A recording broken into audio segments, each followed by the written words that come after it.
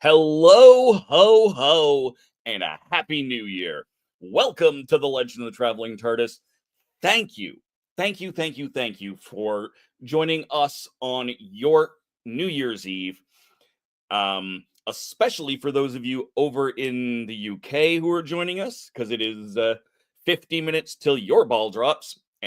So I am very much appreciative of that. Who else do we got here? We've got Happy New Year from Necobot. Gadgets in the comments. We got Grant and Roger. Sophie's back. Hey, Sophie. Glad to have you over in the Facebook side of things. And just all of the fun and the happy. There we go. Hey, Roger. Happy New Year. Yes, so thank you guys all for joining. Keep on commenting because we love that.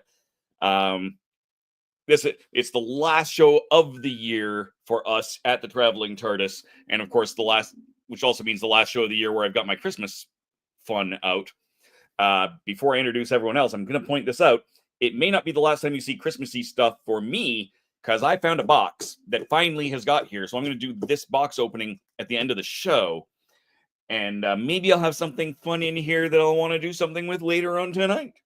Maybe. But before we get to that, let's take a look.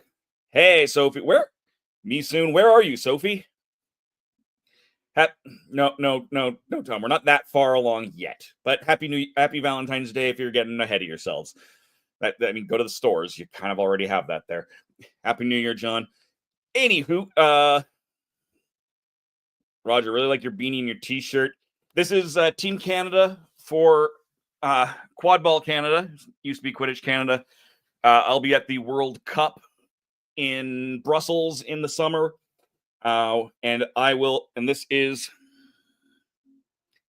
Junior Roller Derby Team Canada. This is a fundraising hat. My former partner's daughter is on Team Canada, and they will be down in Australia 2 weeks after I'm in Belgium. Kind of disappointed that my World Cup is not on the same continent as theirs, but so be it. Hey, Sophie's over in the UK in Leicester. Nice. Well, in that case, definitely happy New Year very soon. No, Tom. Still too far ahead. I know. Timey-wimey. No. All right. Let's move on and introduce some people. Why don't we bring in? Oh, let's start east to west. Who's closest? Gadget. Hey guys. Out in New York. So it's 10 after 6. You got a couple hours left. For New Year's. And I'm surprised. They usually start partying about now, but I guess they're holding off and everything. Well, that's nice. Not gonna stick your head out the door and just out the window and. Well, I usually hear it about here and everything. Fair. Did hear a fire truck before, but yeah. That's not unusual. It's New York. Mm-hmm. And closer to me. Hello, David. How you doing? I'm on the inconvenient side of the dirt still. Yeah. I feel that. I really do. What is blinking behind you? I just noticed that. What? Oh, I have one of those. Yeah, it's your standard plasma. Oh, okay. Well, you were really small. I love when cats touch it. It looked like it was like in a box just because there's stuff behind it, right? Yeah. Yeah, no, that thing is probably about 35 years old, something like that. Yeah, seems about right. Yeah. Yeah, you got it when you were 20? Nice, he doesn't kill you. Yeah, he had to actually, visit to do that. How far away are you guys? Only a couple hours. Okay. Like on a slow day, a couple of hours. Yeah. I'm up in Edmonton fairly often, and we actually did get together. I think last time I was there. We did. We'll definitely have to do something at some point because he's also friends with my paint slinger James, so he falls into numerous of my friend categories. So we'll definitely have to get back up there. We're a weird inbred little province, yes. Yes. Anywho. We have a small team this week because, well, as pointed out earlier, it is in fact New Year's. Yep, it already happened in Japan. It's about 8:12 a.m. there. Yep. So they already beat us to it. It's already tomorrow in Australia, so. Yep. Happy New Year to anyone watching from over there. They're not watching. They're out or passed out. They're not watching in Australia. Although we did get new statistics recently of where our viewers are. And we have a shockingly large amount of people in Australia. So thank you guys. If you are watching, say hello. Thank you. No matter where you are. We love hearing from all of you. We got people in Eternia. We got people all over the world. And ironically, Orlando is no longer their top viewing area. So that's kind of cool. See, that's where I was confused on everything. Yeah. For the past many years, basically since we've gone to video, it's always been Orlando because, of course, Christian, our showrunner and founder, and most of our original team are all in Florida and or Orlando specifically. I guess maybe branch the whole thing out, made it bigger on the inside. Australia, is that what you're saying here? Is that why I'd say you have a little bit of extra to do all that? Happy New Year coming soon for you. Dun, dun, dun. Make a little monster. 2025. If you add it up, it's a 9 year, which means it's an ending year. So all completions. But we're not here for the new year. We're here to talk about Christmas. We're not late at all. No, We're thank you not, for we're not listening that to much late. No, It's No, not Christmas really. for another 6 days. Exactly. we still got Yule going on. We still got the Feast of the Three Kings. We got it's still Christmas time. Yeah, Exactly. Orthodox Christmas still coming up in another week. Right. So, I So, may end up having to just keep celebrating till that for no reason other than I can, or I'm too lazy and want to. But we are here to talk about Christmas and the Christmas Doctor Who episode, which we'll see how people thought. I actually just talked about this on Earth Station Who as well, so we're talking all about Joy to the World, the Christmas special for 2024 with Ncuti Gatwa and Nicola, I've lost her last name, and some great cast people. Coughlan. Roger wants to know if you want to go, if you're going to go see the ball drop later tonight, Gadget. that is one thing as a New Yorker we don't do. Only let the tourists do it, because they sit there with diapers. They sit there. No, I would love to go because I got lucky one year and everything because I worked for Actors Rep and I got to see other things, but not the Times Square. But I got to see Hannah Montana. I got to right outside the window because I was right there at 1501 Broadway. Nice. And he had offered 1 year for me to go down for Times Square, and I said I couldn't get down. The trains were packed. I said nope, and everything. And it's a shout out to my boss. He was like the best and everything. But I got to see so many shows from a nice window working in that building. Otherwise, I will not be down there. Hell no. I got to see Chris Brown. I met him while shooting Enchanted when I was on that movie and all the other things. So, guys, unless you want to sit there with diapers for 24 hours, literally, it's fun. Or unless you know somebody in the buildings, I would make friends with the people in the buildings or get the hotel room as soon as you can. Because that's your better view. Get it yesterday for next year. Yep. So, like, everybody says it. Yeah. They make friends. Everybody makes friends with the businesses in the area because they'll open up the rooms and they'll let people, because they have to drop the confetti out. So magically, you're going to be a confetti dropper, get it, and Nice. Mm-hmm. It's like getting to go see the Oscars by being a seat filler. Yep. I used to love being a seat filler. That was fun. But we've got, so it is, like I said, just the three of us. And if you are watching, by all means, give us your rating for Joy to the World. Please, 1 guys. to 5 TARDISes. Tell us I've what heard you a lot of different scenarios on this from people. There's not been a lot of in between. It's a lot of people. I really enjoyed this, or it was just boring. Yeah, it's like its demise. You just caused the end of the show. Like, but then those are the same people saying it now that have been saying it for the past year at least. Many of them for the last like 5, 6. So I appreciate their input, but no, it was an interesting show to break down. So why don't we start with getting your guys' ratings? Gadget, what did you give Joy to the World? I watched it 3 more times because I wanted to see something because I was trying to find certain things. I love like when they do Easter eggs. And I had given it an 8 last time. And I think I'm going to stay with 7.58. I'm going to stay in that area because it didn't get to that 9 or 10 for me. But it did have a lot of cool Easter eggs and everything else. Okay. And Dave, what do you got? What do you give it? 10. I loved it. I really did. And I mean, that does come with an embarrassing admission that we'll get to in a minute. Uh-oh. Well, I'm not gonna keep you guys all in suspense because there's only 3 of us. What? Yeah. I was talking about this last night, and when I did this on the live viewing, and if you guys joined me for that, thank you, and we'll do that again for the season probably. I gave it, I think, a 7.5 on the day. Now I am notoriously bad for giving a lower rating when I'm doing a live viewing with y'all, because I'm spending half the episode going, okay, what did the audience saying over here? Okay, let's respond over here so I'm not interrupting the episode. I know that I'm going to have to watch all of these episodes again because there's so much that goes by fast, and especially in this one. So I bumped it up, and I'm going to say an 8.5. And that maybe even 8 3/4. Like it was very good. I definitely enjoyed it. There were a few bumps, but not nearly as many as you might think.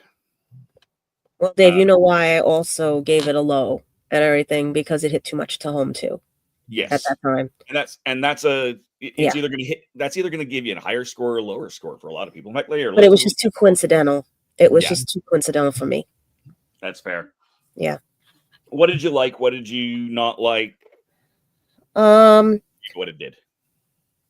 At first, I was like, okay, he shows up and they're doing all the little skits and everything, right, and all that. Mm-hmm. The train. Well, and I'm like, okay, I see Agatha Christie, I see all this stuff, and I'm like, are they going back to this? What are they doing? Or right? Then I was laughing because he came out in his robe with 2 cups, and I was like, is there somebody with him in the TARDIS and everything and stuff? And then he said, oh, I forgot. I usually have, right, and everything. Which then made me think, like, okay, what's going on? Is it like he's forgetting, or is he just zoned into one zone, you know? But I liked how the atrium looked, the tree, like the way they designed everything. Like, I would love to stay at a hotel like that, you know? But what caught my eye were a lot of the little Easter eggs, like I said. And there was a costume shop. There was, like Mark had pointed out, the Hobbit door. There were so many Easter eggs that threw it back to the old series and everything, or through the year and stuff. Like, you saw the rope again at the end, and I'm thinking, okay, we got another rope. We're trying to catch something, you know, and stuff like that. But all in all, it just went like this, you know? Yeah. And everything. And I know there's a lot of, like, they do a lot of twists, because that was a twist at the end. Mm-hmm. And everything. But that's even the way he looked was like, oh, joy. Okay. Yeah. Okay. That's But fair. the plunger was the funniest part. I will say that. I was definitely up there. I agree. No, that was funny.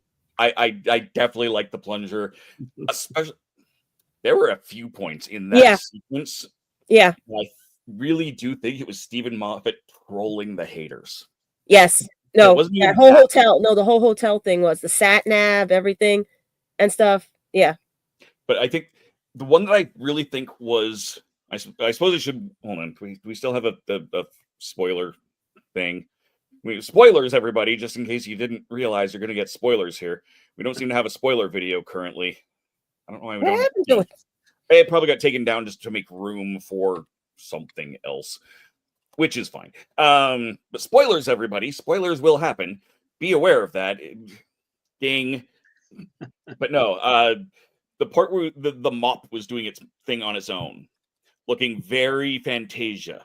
That was what I wanted to wait on, because that was the Disney homage, that and everything. And I don't know if you see Jack behind me. That's why I was trying to.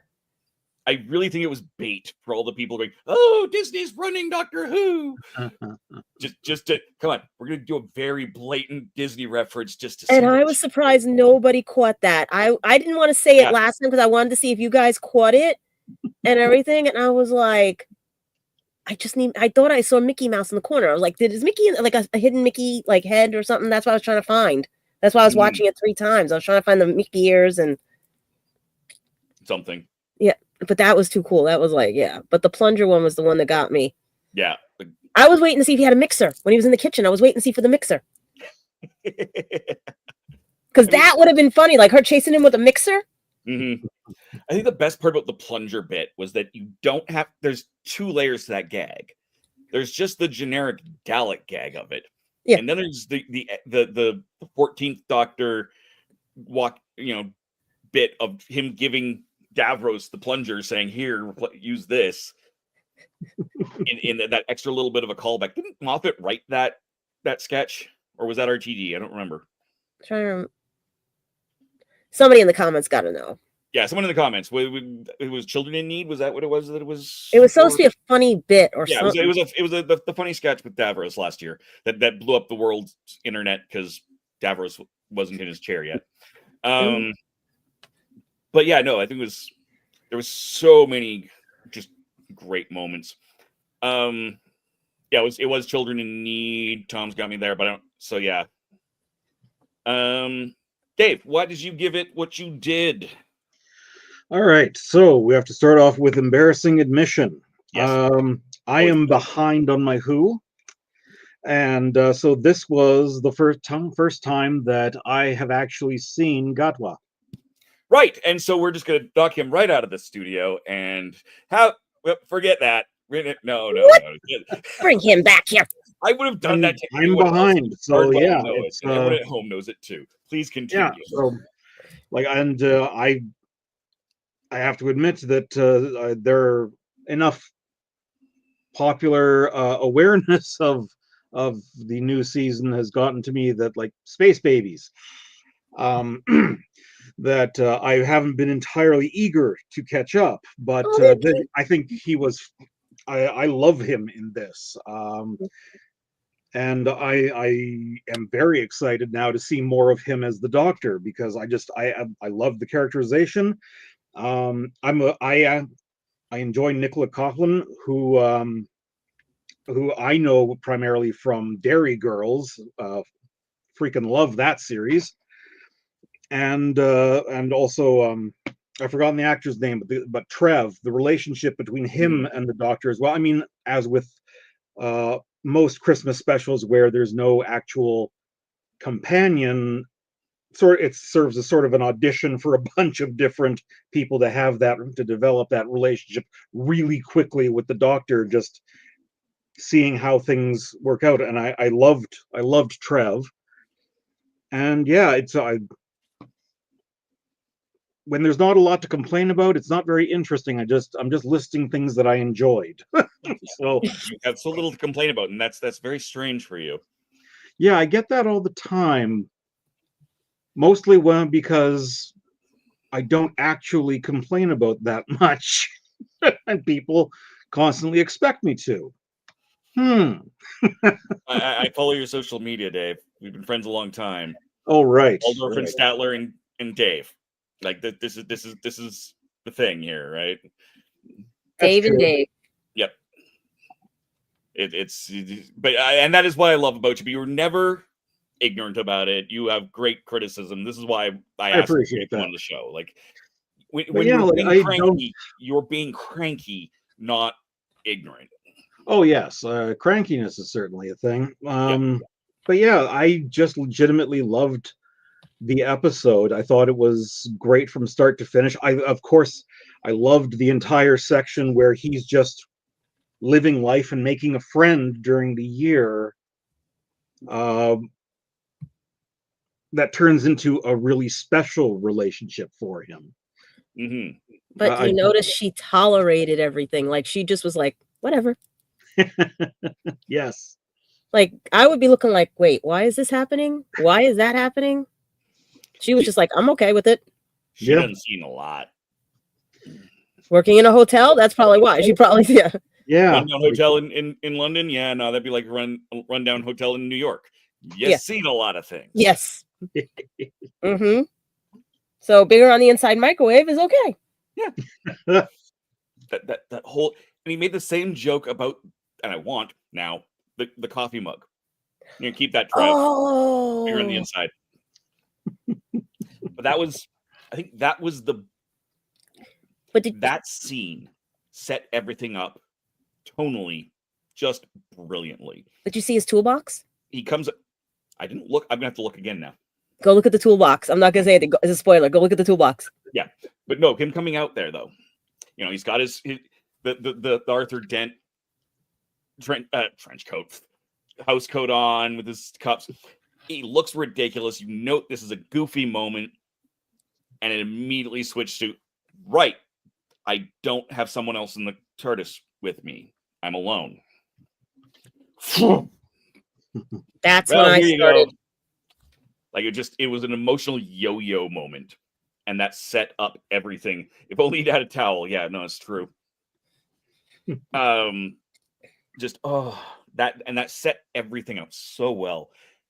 And I loved that was the whole episode. It was, you got invested exactly with where you wanted and exactly where they sent you. They set up all of these other characters, they're gonna die, but Trev's the one that immediately everybody gravitates to. Yeah. Everyone seemed to like him. That's the thing I kept hearing. Everyone liked him. Yeah. Justice for Trev is the hashtag that was going around afterwards. And he had a very much an appealing charm to him that, the other characters that we saw at the time didn't. Despite the fact we saw a few pictures of him, we knew nothing about his character coming into the show.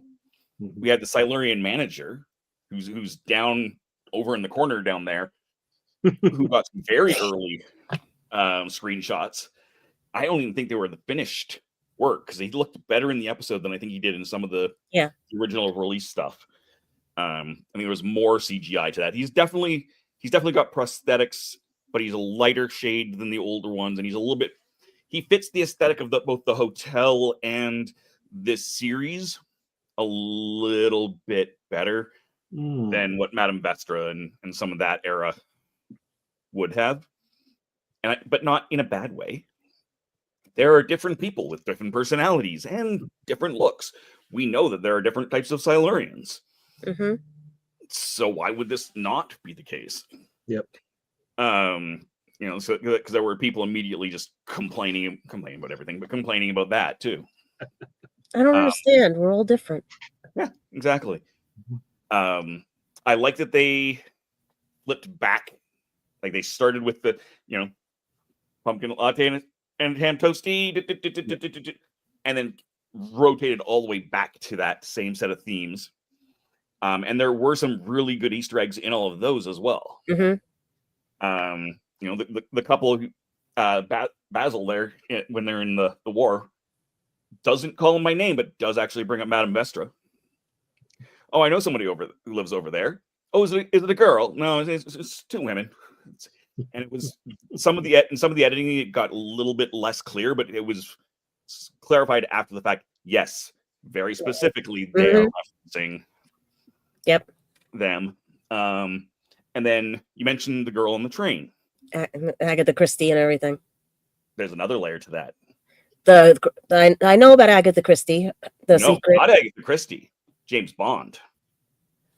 Oh, I didn't think of that one, because I knew Agatha Christie had the secret lover.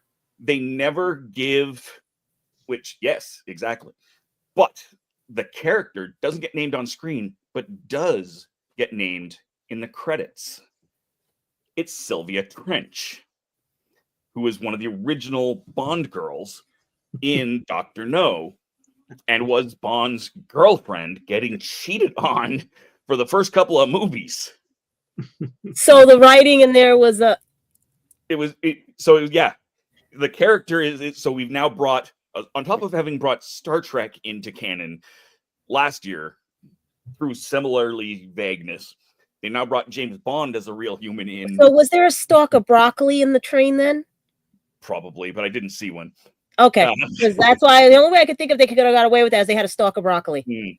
But yeah, they did, but in the credits it's Sylvia Trench, and so and the theory here is she was writing her, she's dating James Bond. James is an idiot, and she gets she's the most screwed over Bond girl in the franchise because he was actively dating her while doing all of the other Bond girls.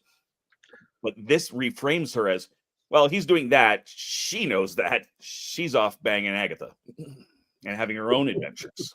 And I think that really I loved how they did that and how they've been bringing in little bits of everything in this era. Things that you wouldn't have expected to see necessarily. And of course, the people on Mount Everest were the famous team that first went up there. Although he was from New Zealand, and I didn't really catch a big New Zealand accent. Maybe he was just not paying attention. No, so we get through all of that, and then like I said, it comes back to it later on, which is great when he orders room service, and that was another again just brilliant Psychic. moment. Yeah. He comes out. Oh, got a room service menu. Sure, I'll pumpkin latte and a ham and cheese toasty. But did you notice something on the menu? Did you notice something? She said, press the blue diamond. That was throwing me off because remember we had diamonds throughout this whole thing and everything. The logo's like a diamond, a blue diamond and everything. So that's what threw me on that one. I was like, why is that so important that he had to press the blue diamond? She could have just said, pick it on the menu and whatever, Yeah. It's possible. It could have also just been that could have been a throwback to everybody saying the diamond thing. Mm-hmm. Yeah, I love that the kitchens are 30 minutes ahead, but it's still microwave. Yep. Yes. The same like the spoiler that's coming up. Yeah. It was constantly. It was so good. So many great bits that. And there was you shared this out. Was it Screen Rant you shared out? Gadget? Yeah. Yeah. Said, oh, this was an homage to Westworld. I'm like, no. They didn't have that. That's what threw me off too. All these background people are actually, androids or something. No, but these were actual people that were trying to have an adventure. It wasn't. Yeah. Right. And she had the same eye thing. Yeah. Which was kind of neat.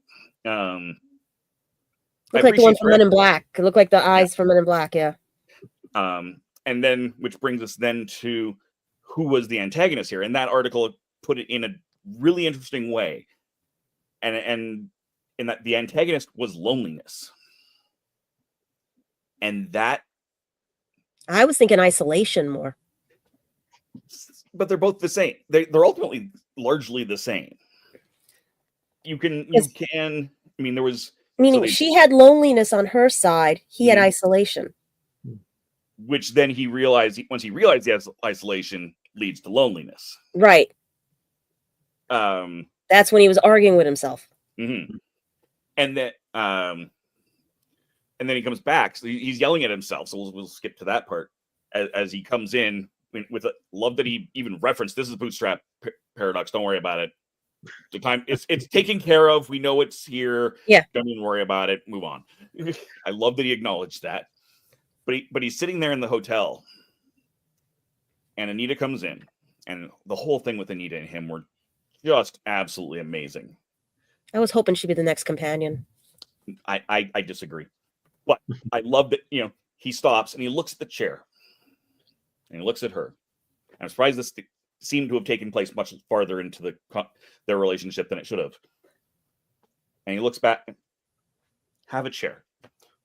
He has this realization, and all I want out of the first episode of the next season is him putting a couple of chairs in. Doesn't even have to reference it. Just he's putting a couple of chairs next to the jukebox, and he just and move on. Didn't he say he doesn't have any chairs? Yes, specifically. Yeah. He has no chairs because and he didn't even realize because no one ever comes around. And so when he sees this and goes, "Oh, have a chair," it was a really emotional moment. And then when we get to the other end of him coming back into the hotel room to close that loop, as he's leaving, he stops and looks at that chair again. Yeah. And it was a subtle emotional. And he was hopping his way to New York. Yeah. Which was Peter, today at midnight, it's Earth's birthday. Every life form on the planet will celebrate the new year. 2025 years, say happy birthday to the Earth. I can get behind that. Definitely, Peter. Yep. Yeah, with woo. That's yep. Whipply wobbly, Tommy Wimey. Woo. Weird talk to Flyjoy. Oh yeah, the flesh and the whatever. Everybody was making jokes about that one too. Starseed will bloom, Professor Wide will add. Yeah. I promise this is just non-alcoholic. No, I'm just laughing I haven't because a decided lot if of I'm going to go out to find food and bring it home, or if I'm gonna just don't mention food. appetizers. Air fry some spring rolls and Shh, food, no. Food bad.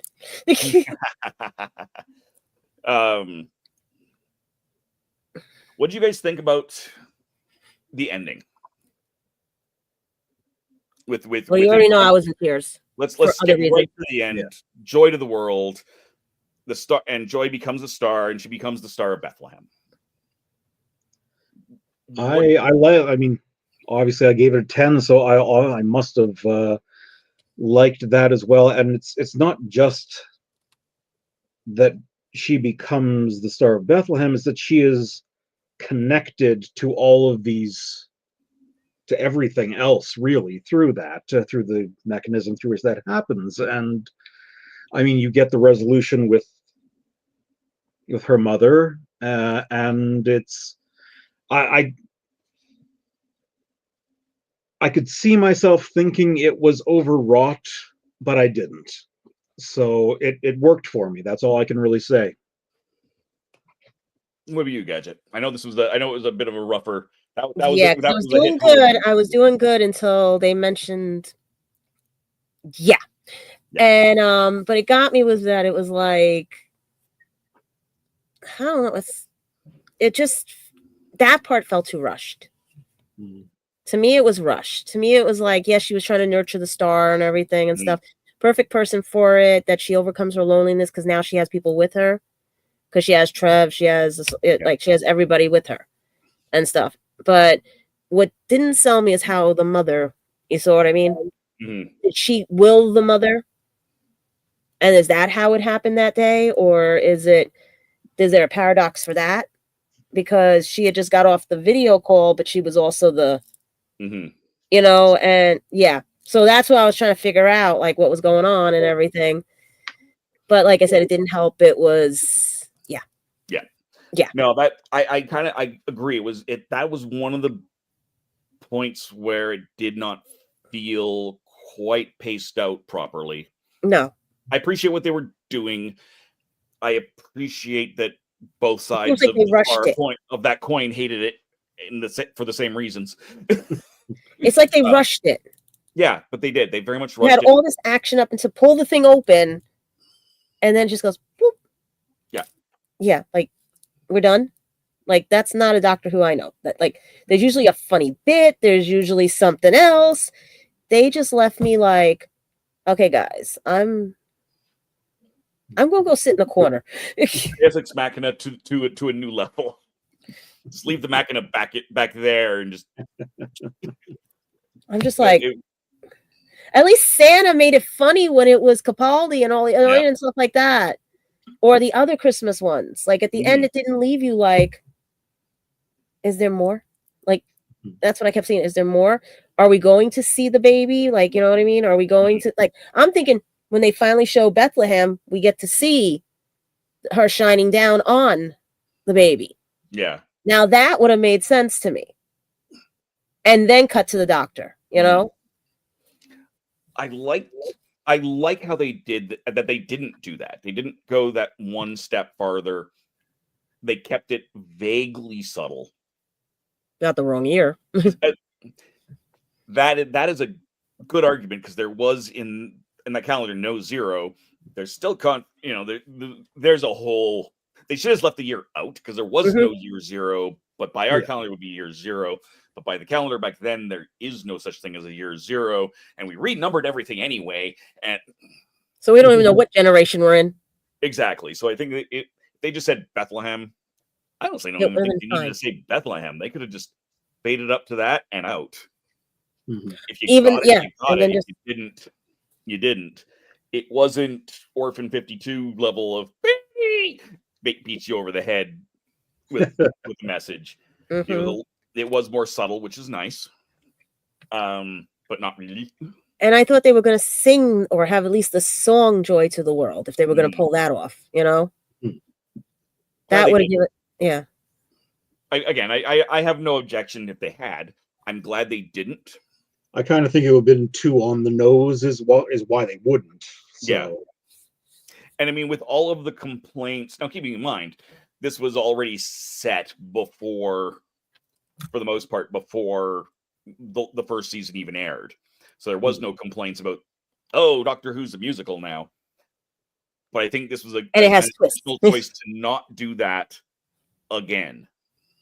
Especially because last Christmas episode is where that whole started. So I think not putting that in there helped with that. It was neat. Let's stop rambling for a second. I'm just gonna go back and see what some of these comments are. We got Norway. Oh, we got a 9.5. Paul gave it a 9.5. Roger says, I'll watch it on YouTube as usual. I give Joy to the World, the Xmas special, better rating than last year's Church on Ruby Road. I agree. I love Church on Ruby Road. I love everything they did with it. I love that they referenced it with the robe. I'm good with robe. Yep. In there, that I loved. Does he look like? Have I done this before? Yeah. Yes. That at the beginning. That look. Yeah. Remind me to come back to the outfit as well when I back. Yeah. But I this was a better Christmas episode. Out of the two, yes. Or out of the two, and that is not taking away from Church on Ruby Road, but Jim gave it a 9.5. Thought it was kind of original. I enjoyed the multi-rooms of questionable realms. I like that term. Multi-rooms of questionable realms. And we'll go back to those multi-rooms. We can ask the audience what they spotted. Yeah. We've got Sophie gave it there we go. Gave it a 9. Roger gave it an 8. Paul definitely think it was Ncuti's best so far. I agree very much. He's settled very much into the role, and he felt very Seven. There was a little bit of Sylvester in there in how he was able to go from the happy healed Time Lord that we've gotten for the last season to a Sylvester McCoy manipulative bastard. Okay, now I know where you're going, because I was like, wait, I was thinking more like the way he's the trickster. I remember Sylvester being the trickster. But that's the thing, is he went from one to the other. And that smile, like to go for the throat with a smile is not something you see often. That's a moment that Christian would call, the space god moment. To a certain extent, it's not as moving, but it's definitely a moment that Jodie didn't have, but most of the other doctors have. Yeah. Where you see that sudden, you see that smile run. Yeah, you see that fury underneath everything. And even though he has gone through this bi-generation therapy, it's still there. Mm-hmm.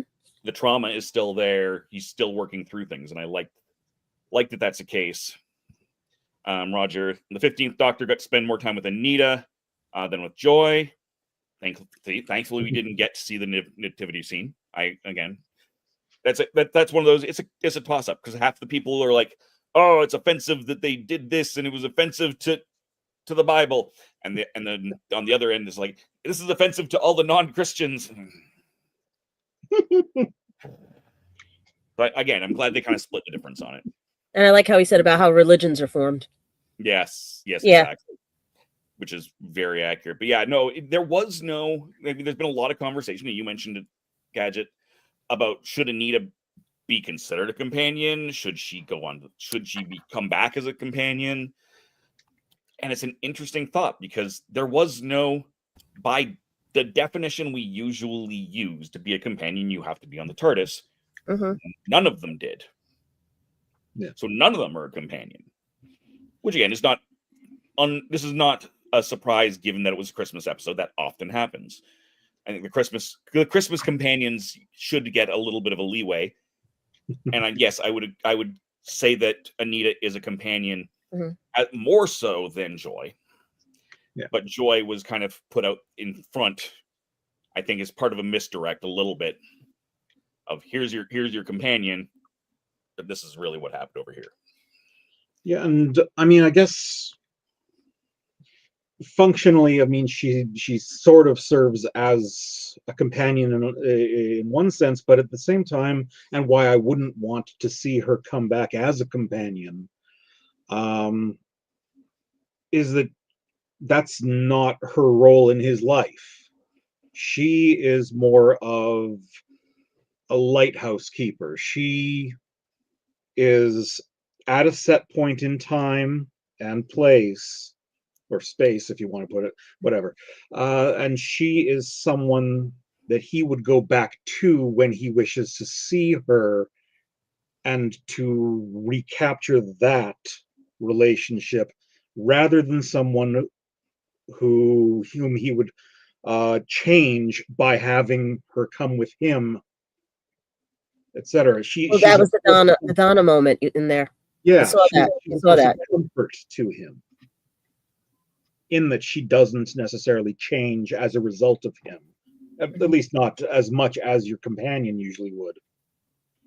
Yeah, that's why I was thinking they were throwing the Donna Noble reference there, because she's the Donna Noble, but he did repay her in the end and got her something else as a reward.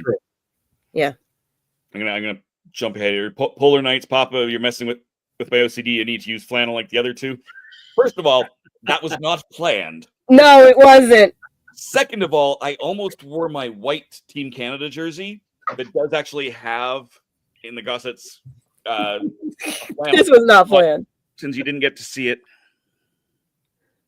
there it is. There, yeah, that'll work.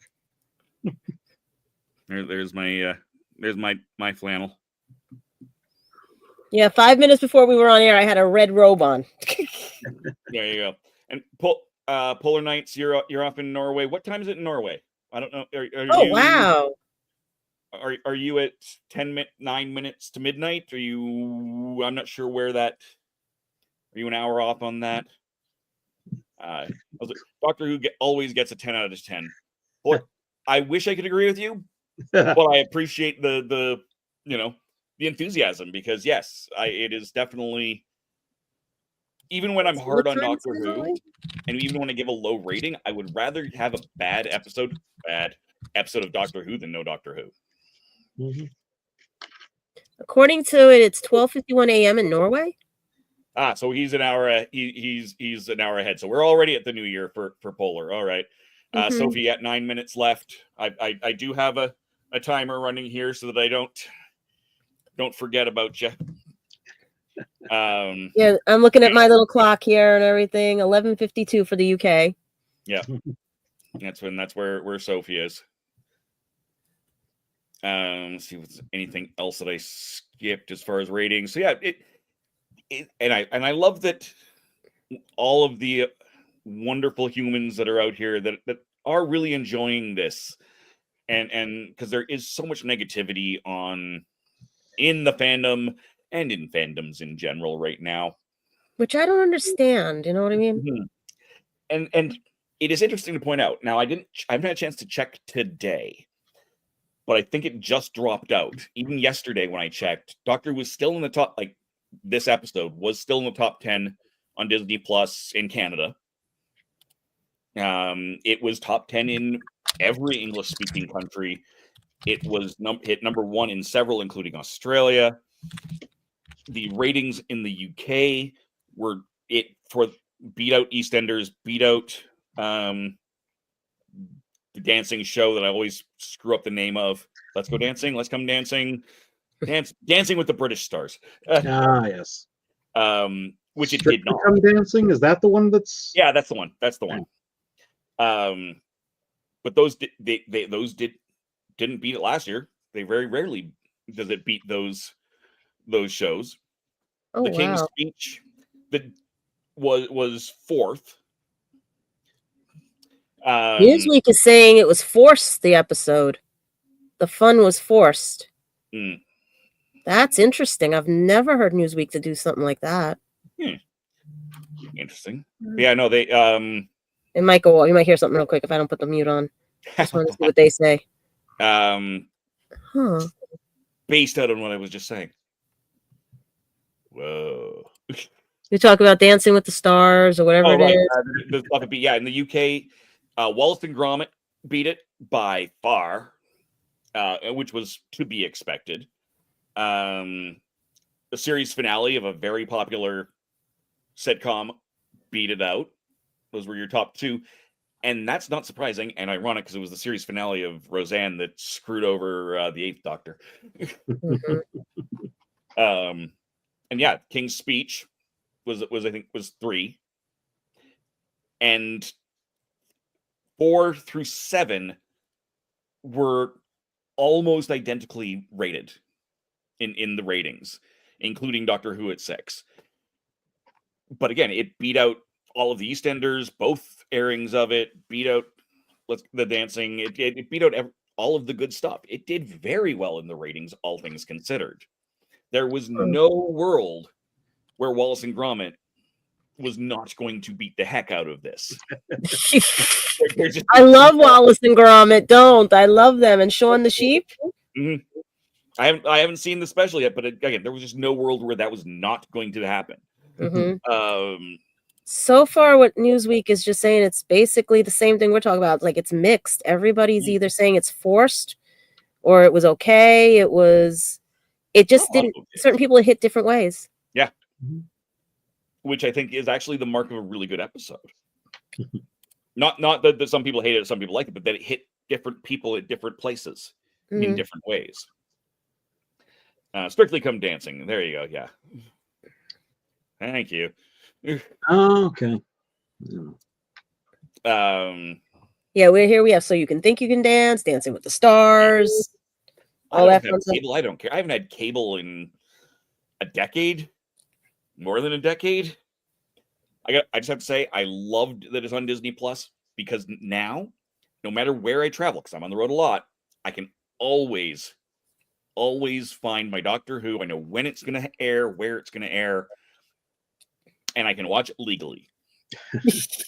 Fair enough. There was come on, we're that generation. Yeah, I had to get a VPN and fake my way onto iPlayer to watch Power of the Daleks. Watch Jodie's finale because I had to get Max. I have the Max app, so I could get that. Yeah, I could have gone that way as well. But in Canada, there was no.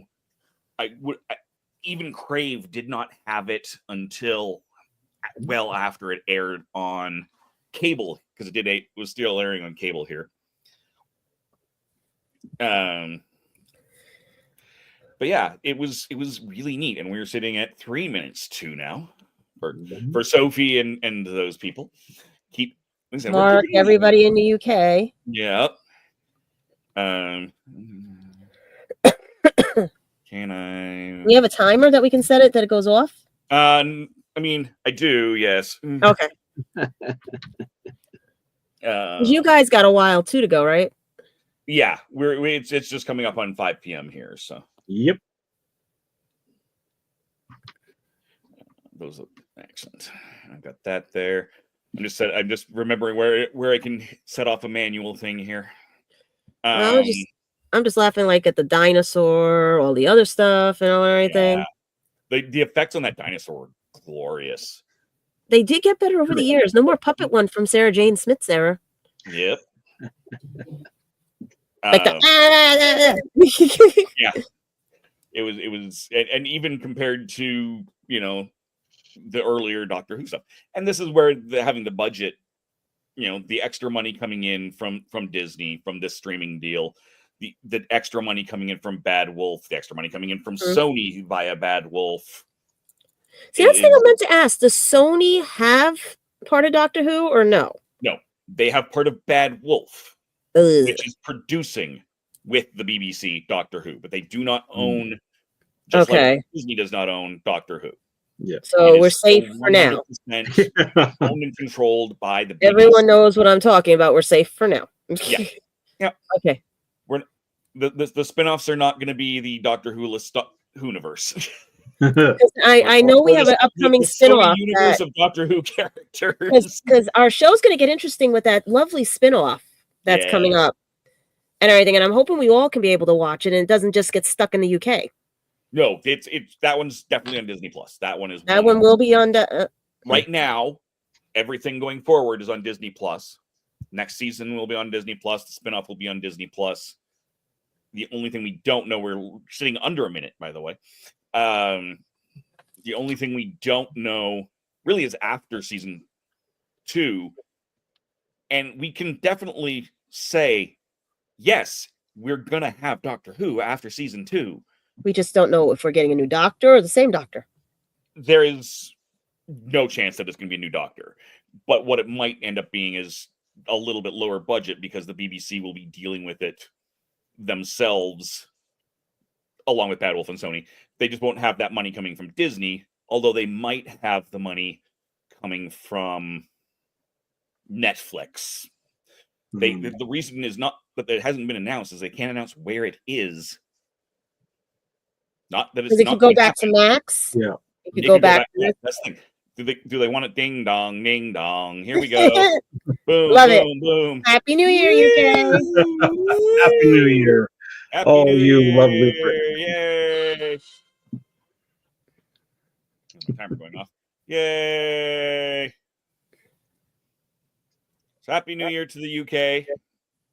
We're all very happy for you. Speaking of fireworks, this is another part that I loved was the Guy Fawkes bit. Oh, yes. That was also a really nice fun bit. Let's see. How many puns did we find in there? There was the Guy Fawkes. Mm-hmm. There was the Daleks. There Mm-hmm. was the Disney. Mm-hmm. What else did we have? We had Donna. Mm-hmm. We had Christian's car. Yes. That was too funny. I'm looking at the car. I'm like, really? David wouldn't know. So David, Yeah. Christian, our showrunner, he got a new car a few years ago, and he very explicitly got TARDIS blue, or as close to TARDIS blue as he could. Yes. And I'm looking at this thing, and I'm like, he's either jumping for joy right now, or he's like, no pun intended, but yeah. Yeah. Yay! Thank you, Sophie. Happy New Year. Have a drink for me. Give somebody a smooch. Let's hope it's a better one. Yeah. And now that it is past midnight, we've kind of just randomly wandered over this entire episode. I think we can all say generally speaking, we enjoyed the episode. Mm-hmm. Can we agree we're all excited for the new episode or the new season? It's an interesting take on it because I'm thinking we do see Ruby, we do see a lot of interesting things, but is that going to lead into the spinoff? That's what I'm saying. We've been told that Ruby's story is supposed to continue and probably wrap up during season 2. No, I mean, is it going to go into the spinoff too? Because is the spinoff going to be spinning off of that too? It's possible, yeah. Yeah. Because he's going the long way around, but I'm looking at the way some of these shots are, and I'm like, where the hell are they? Like he says, what the? Because it's like they're going all over wibbly wobbly. Yeah. Yay, fireworks, more fireworks, more fireworks. And I'm just excited to see more of this Doctor as I catch up and get so it. This was the next scene. and Dave, I'll be interesting to get your opinions on this when you go back and see the rest of the stuff. Mark just sent us a message saying Happy New Year. Yay. With the fireworks. I'm curious to see what his costume in this was. The same costume he had in last year's Christmas episode, and that's it.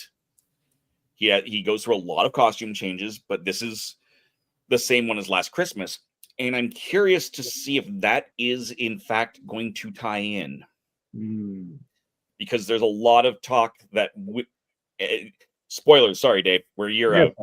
In the opening scenes of Ruby Road, you've got the Doctor dancing in the club, Ruby knocking over her drink, and the Doctor in a different outfit catching the drink, and them having a conversation. And we see these different sets of him. Is this gonna? And the rumor is at the end of Ruby's story, if not the end of his, he'll come back and it'll be 2 versions of him again. So him watching over here and him doing his thing over there. So I'm really interesting to see if that's going to be the case. Hey, Mark, Happy New Year from the UK. You had to say that at 7 p.m. I can hear it outside. Yep. Roger said there's a peculiar scene in the series 2 teaser which showed some regeneration sequence, but it could be a reflection of 15's new companions, Belinda Chandra. I know. I think I know. I was trying to slow it down. There's some weird thing. That's why I was trying to slow it down, the trailer. Mm-hmm. If you have it up, go back. Because technically I found out we can actually review the trailer and everything. We might come back. Yeah, we might end up coming back to that. Because I would rather review that trailer because I want to see what people say, because it looks like they brought back the suits and everything. It looks like they're bringing back old Who type of storylines and everything. And I'm waiting to see if he's going to cross any of the lines, you know, because that could be why it's going that way. And he's got to go the long way around because he's got. I'm still trying to figure out why they didn't take the cab from Jersey to New York to go get the ponds. Okay, so I don't know what he did. And it is 9:04 a.m. January 1st here. We even slept for about 8 hours. Breakfast time. Thank you for time scales. Good to see you. Thanks for joining in, at least for a few minutes there. My friend lives out there too. Nice. I owe her money. It's the postal, because after the earthquake, she couldn't send my stuff. So, yeah. So we're hoping that now that the earthquakes are over, she can, and stuff. Because it's sad that they had all those earthquakes during that time, and that's why I'm hoping 2025 is better for everybody in Japan. Everybody, no more earthquakes, no more this, everything, and stuff. You know, exactly. I say everybody, it's your harmonies. You know, if you do good, maybe good will come back, and maybe you'll put out good energy.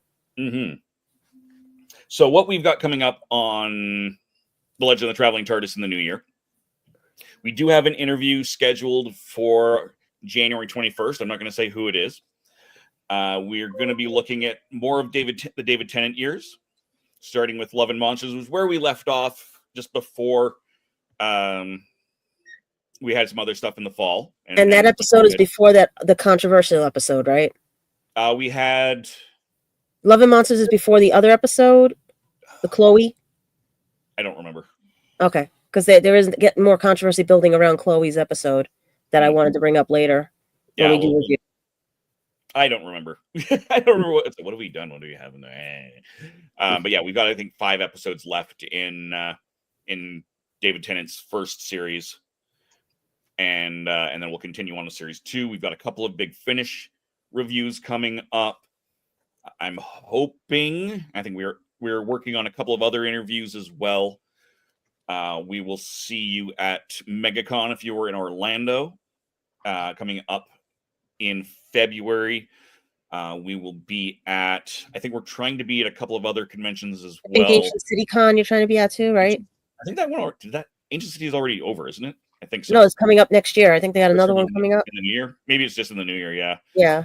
At 8:50 last night, they had a moment of silence for the 2011 earthquake and tsunami. That's about 400 kilometers. Yeah, she was telling me. Instead of Honshu. So that's what I'm sad. Like, it's like, I don't know if it's everybody's energy that did all this, or it's because, you know what I mean? Maybe this episode was a good episode to show people that if you are a good heart, you know, and everything, you can bring some joy, but I don't know. It was just, something's got to change in 2025. Exactly. Something's got to change. So before we go in, we're gonna do my box up. We're gonna call this one. We've run over everything 8 times from Friday. And the audience said all their piece. Exactly. Please stick around. I want you, before we go into the after party segment here, Gadget, where can we find you? Basically anywhere. YouTube, Instagram, Facebook. So in New York, if you guys are here, you gotta run into me at any point. I'm always either in the city, I'm in the Bronx, Manhattan, Yonkers, anywhere. And if you go to the DMV, you might see me there too. David, where can we find you? Oh, just at my blog still. I finally got the Deadpool and Wolverine analysis up. in which I point out how it was so heavily based on planes, trains, and automobiles. Oh God. Oh God. I have to go watch that. You're gonna make me rewatch that movie with the pillow scene, aren't you? Absolutely. I have not seen that movie in so many years. Oh my God. I've been meaning to rewatch Deadpool and Wolverine, so that might just be a double feature here. I haven't seen. That's what I'm saying. Tonight I was gonna put Disney Plus on and watch the latest Wolverine and Deadpool, the new one, and I was just gonna relax because everyone knows I'm out of it because don't get the flu, guys, during New Year's. Yeah. Yeah, don't get the flu. My roommate's upstairs watching all of the Harry Potter movies. I saw all those this morning. They're not streaming on any sort of a place where she'll get any extra revenue from. But yes, you can find me on YouTube, youtube.com/TheRatHole.ca. I would love to get some extra subscribers there, please. I'm never going to catch up to The Legend of Traveling TARDIS, but I would love it if you guys would give me a subscribe there. I appreciate it greatly. Do we know how many people we have now? I can pop over and take a quick look. Do I have it page open anywhere? No, I don't. Give me a moment. Because I'm trying to see it on here, but with the comments. I'm not trying to see it anywhere. I'm just sitting here watching. Yeah. He's enjoying the company. We're just shy. No. 46,000. We're at 45.9. Are you kidding me? Thousand subscribers. 45.9 thousand subscribers. So if you've got a friend, hack their account and get them to subscribe. Let's get over to 46. I want to know who that 50 is going to be. I want to know who that's going to be because I want them on the show. Well, we'll definitely be keeping a closer eye on that. But yeah, we're hoping that by the end of definitely before the end of February, we'll have hit 50, but we'll see where that goes. Part of the New Year's tradition here is eating breakfast, so got to go. Yes, go have fun. Watching the world. I like when you get the longest noodle. The longest noodle is the best for the year. He's on vacation, Roger. Yes, everyone be a good YouTuber and like and subscribe for 2025. To me, to the Legend of the Traveling TARDIS, to the timescales, to timescales, and myself and Tom and Mark. I'll do Spill the Geek Tea with his non-Doctor Who stuff. We got a few good plans for next year, so give us a subscribe there for more cool content. But other than that, let's take a look. See, we're gonna go into what Canada mail was holding back. Much? I wonder how much they had to deliver, like literally. Oh, scads. All right, so here we'll make this official.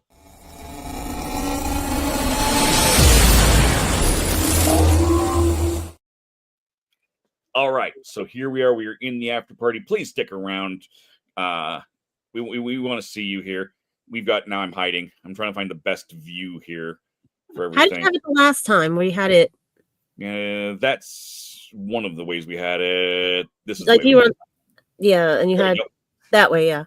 So yes, I've mentioned this a few times. Canada Post did have a strike. So this box has been sitting for a while. Where did I put my blade? Darn it! Somewhere I have a blade to open this thing up. Woo! Seriously, what did I do with it? I had it. All right, well, this is not it, but that's okay. It still works. So yeah, this has been sitting down in Michigan for a while. So I've been waiting. I know what's in this vaguely. It's possible there's more in here that I don't know, although it seems to be unlikely. Switch back over here.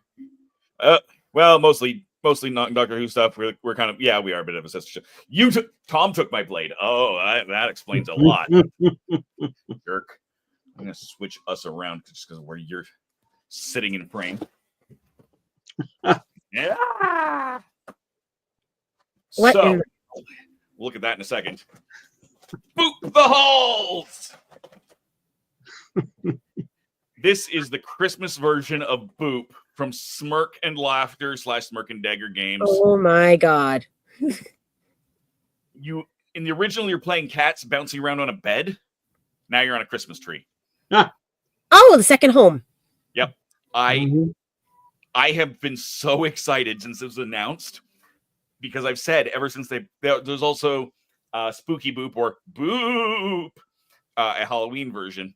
And I said, you need to do a Christmas version. And Kurt from Smirk and Dagger's like, I don't know if I want to. Hum ha, hum ha. Then they announced this. I'm just like, told you so. I'm so excited for this. I will open this in a moment. Also, we've got the ghosts, Jacob Meowly and the ghosts of. Oh god, that is cute. Okay, that's a name for a cat, Jacob Maui. It's an expansion to this. So I'll open that up in a second. And this is probably the first thing you're going to see the most of, because now it's not Christmas anymore. The Night Cage Shrieking Hollow. This is an expansion to the Night Cage. And I have played the Night Cage solo on my channel in the past. And I will definitely be playing this solo soon. Possibly as soon as later tonight. We'll see how I feel. But I'm going to open this one up first.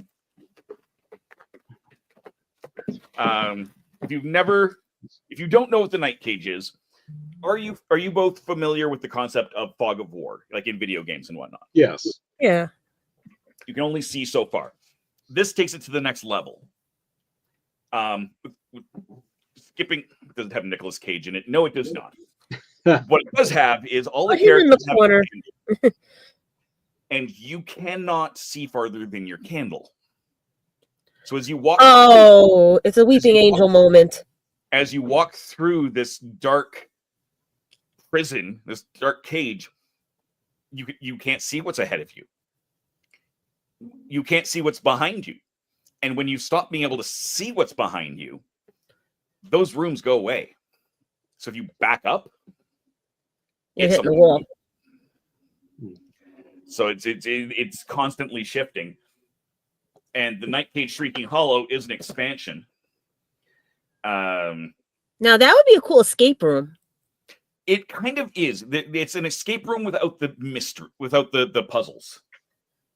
But really, it is an escape room. You're trying to escape something else. You awake in the dark with nothing but a candle. Wait, has this happened before? As the tunnels crumbled into pits, did they always scream? No! It's the other, rising from below.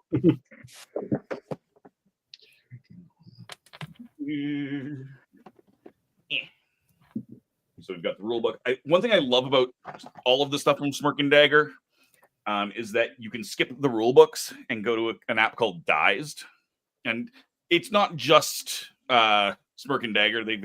There are hundreds of games on here that will walk you through the different the rules in a way that makes difference, and usually your first couple of turns as well. So you've got a deck of Night Terrors. So these are extra added stuff. Blindfold. Let blindness be your shield. Activation cost. All prisoners lose their nerve. Redraw all adjacent tiles of the prisoner who activates this card illuminates. So basically you reset the map, which could be great if you've got a bunch of monsters that are going to kick your butt. Oh, look, a bag! The other side of the main board. So yeah, there's a few other things. You've got an extra board.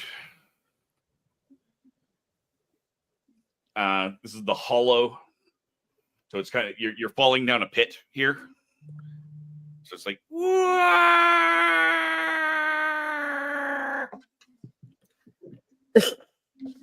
you got more again, it is a tile-based game.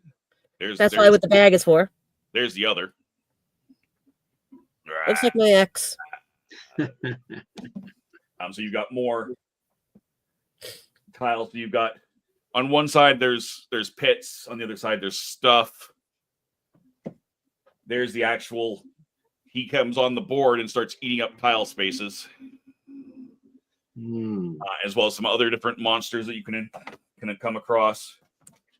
There's some paths that you're looking at. So again, you walk through that and you can see that the ground is cracked. And so if you stand on it too long, it becomes a pit, and then you fall down the hollows. Why does it sound familiar? Sorry? It sounds familiar. Well, like I said, the Night Cage itself, this is the expansion. Okay.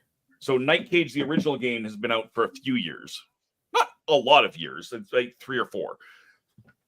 And I wonder if they beta test this at New York Comic Con also, because I heard something similar. I wouldn't be surprised. It's gotten a fair bit of hype over the years, because it's a great game. It is so atmospheric. Originally I was going to be doing this for Halloween, but again, didn't make it there, which is fine. But let's kick that over here. Boop, the halls. Wait, we have something saying don't go yet. I'm coming. Oh, Christian's coming. Quick! Ring the bells! Ring the bells! Christian will get to come and give his Christmas greetings. But here is Boop the Halls. I wish there was a solo version. Actually, I kind of wish there was a solo Boop. I want to see the cats. Okay. So here's what we're going to do. Do I have the other one handy? All right. I actually have to run away. My apologies. Rude. Yep. Go. But happy enjoy your New Year. And happy New Year, all that jazz. Thanks for having me again. Have fun. Have fun. All the best to all of you in 2025. Let's take it slowly, carefully. Yeah. Give all of the greetings. If it's anyone I know, say hi for me. Of course. If it's not, say hi anyway. Oh, sure. Make new friends. Make new friends. All right. Thank and you. All that jazz. See you again. Thanks, David. So yes, we're still holding on because apparently Christian is coming. So he Yay. says. So here's Boop the Halls. This is Let's see the boopy kitties. Boopy kitties. Yay! That That's is the one I wanted. There we go. Yep. So before I go, since you want to see the kitties, here's the original Boop. All right. Now, the thing with the original Boop is you're playing on. This is a quilt. They did a quilt? I thought it was cardboard. They did more. No, this is actually material. I'm going to flip this over. And you put this on here, and you've actually got the bed skirt on the box. Why does this remind me of my childhood in the 80s? You know the games we had where it's like, oh, the board game, the whole thing was the game, you know? Yeah. So here is a few of them still over here. Full-size orange cat. I still got the board game backwards. Oh, look at... Now, see, that's something I would like. So you can see the difference. Now, this is the same company that makes these two games? This is the same game. This is a sequel to the same game. No, I mean in the companies. The two games you just showed. Same company. So one version they do like a produces it, whether it's the same company that manufactures it, I assume yes. No, meaning the scary one versus this one. They're both the same. Oh, yeah, they're both Smirk Dagger / Smirk and Laughter. Because that's interesting, different takes on how they do things. Mm-hmm. And so how the game works is you start with kittens. And you have to get 3 kittens in a row. And then you get, instead, full-size cats. And you have to get 3 cats in a row to be able to win. And that is easier said than done. Because whenever you land a kitten next to another kitten, it goes boop over a space. Kitten can't boop a cat. Cat can totally boop kitten. So if I went, again, there'd be a grid here. But if I put my guy here, go, everyone go away. And if this is the edge of the board, they might all go off the edge of the board. Oh, that is interesting. Now boop the hulls. Jim. Who can last the longest in a Christmas tree? Yep. That you have to build. Yes. And I have not seen it yet. So here's the base. Or one of the tiers anyways. Oh, this, okay, neat. This comes in. So you got clip. Oh, puzzle. Yeah, just to hold everything together, which makes sense.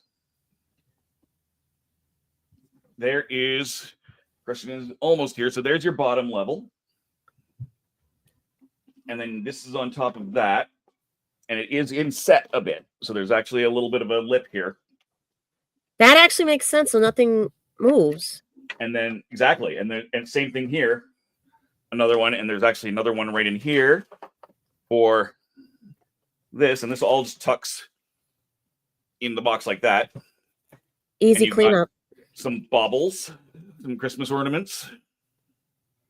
So is the object the cat knocking them down? The object is still the same. The object is to get 3 cats in a row. But because it's 3D, you don't necessarily see it. So here is the black cat.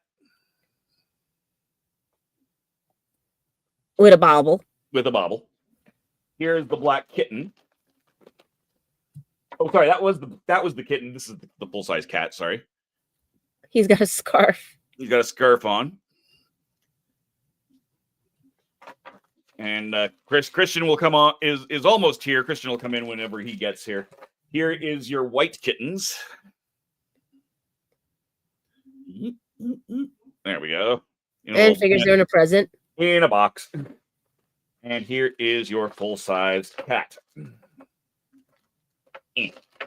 But is it only 4 cats? Or meaning it is a one-on-one game.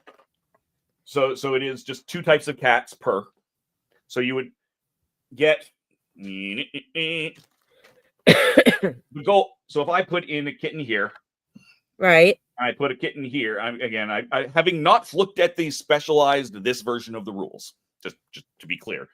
But if I were to put a kitten here, this would get booped away. If I put another kitten, I'm just going to use one of these ones because I have it handy. There, they would get booped like that. Whoa, okay.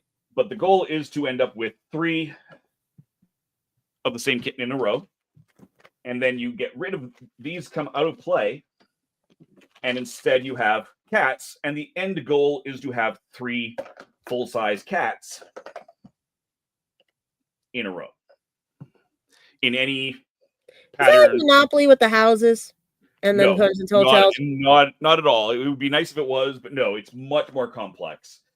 This is a game that is ridiculously quick to learn and kind of messed up to play because it's just so complex. Because you know me and being dyslexic, a lot of these games don't work.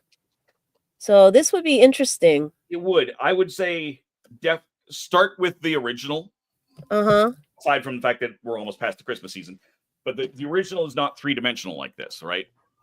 The original is 2-dimensional, which makes it a little easier. Because here, if I've got a guy here, I can't necessarily see it at this angle.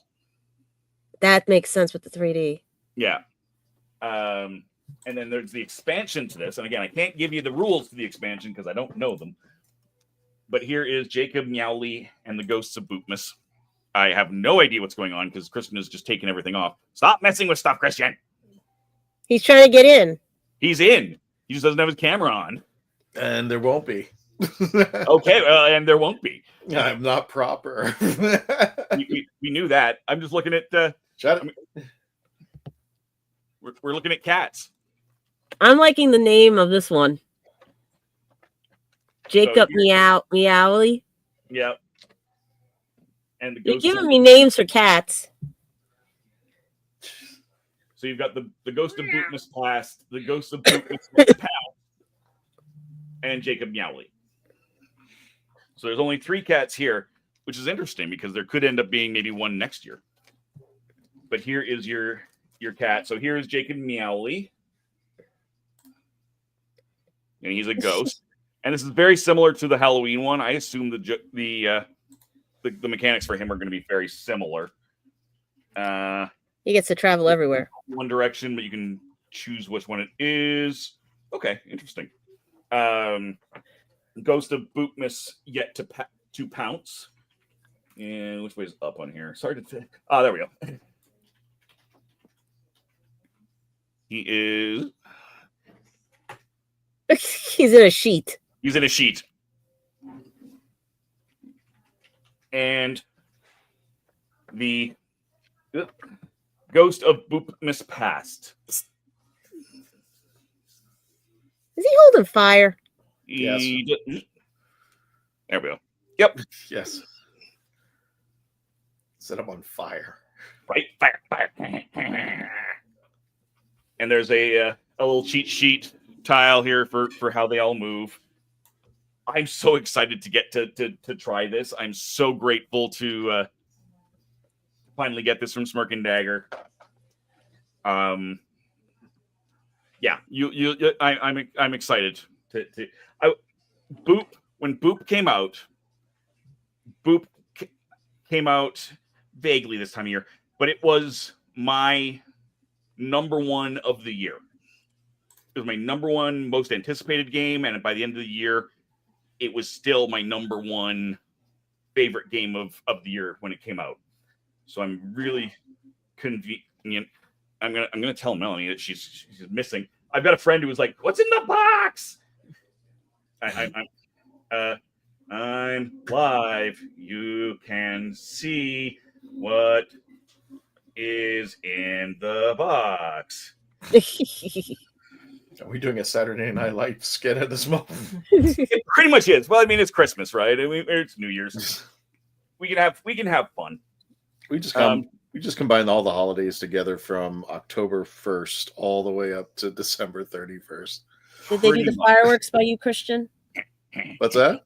They doing the fireworks by you or no? Oh my God, I got a story to tell.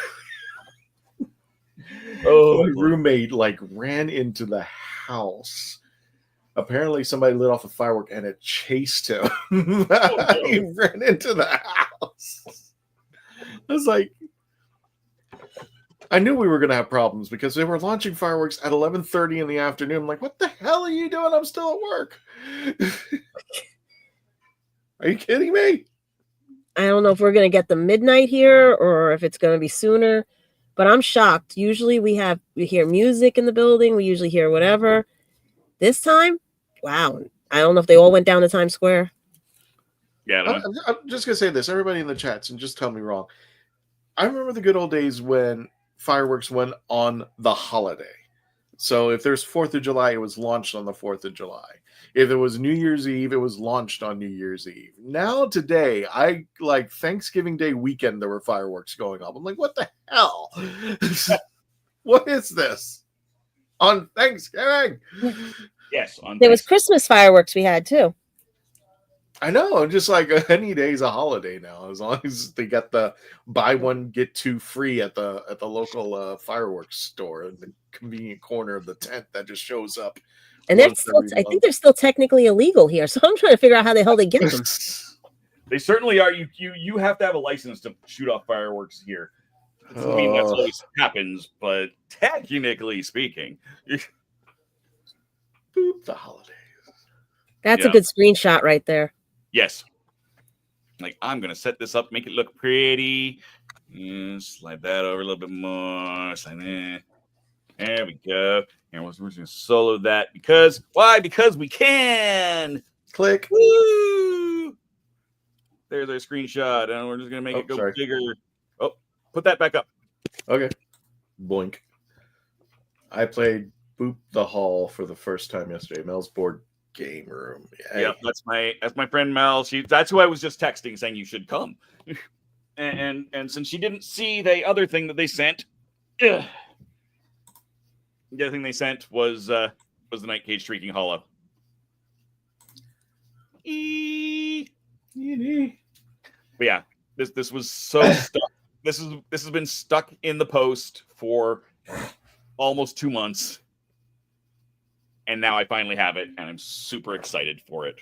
Do you remember 4 to 8 weeks to get stuff? So that sounds about right. You're that generation. it is, but I mean, I should have had it. They should have had it, like I said, much quicker than that. I have definitely had stuff come months and months later when crossing the border. I've had stuff just go into customs and just disappear. Customs is fun, isn't it? Isn't it though? On the upside, I did end up getting several extra Stan Sakai sculpts of his version of the Teenage Mutant Ninja Turtles and Usagi Yojimbo, because they resent it because it just straight up Disappeared. And then it finally showed up after I got the replacements, mind you. But it did eventually show up, so I have some extras, and eventually they're in my prize support box where I donate stuff to. Well, that's why I love watching on YouTube when they buy the lost mail and everything. Mm-hmm. You see the stuff customs has gone through. You see everything. I'm still looking to see if we can find my backpack. Oh crap! It happened. What happened? It just happened now. Okay, I've been monitoring our numbers because I've been like, did it work? Oh, well, I meant if you go to our Facebook page, and it took forever. As of this moment, our Facebook page just hit 76,000 even. Really? I was like, that wasn't even going to happen, but it did. It's at now. Yeah, watch 10 people leave as soon as I say that. But we're at 76,000. Yeah. I was hoping our Facebook page, our YouTube channel was going to, but we are damn close to 46,000. We're off by. I did give those numbers. Christian wasn't watching. Yeah, I was taking care of things. Yeah, you said to a nice party. I did.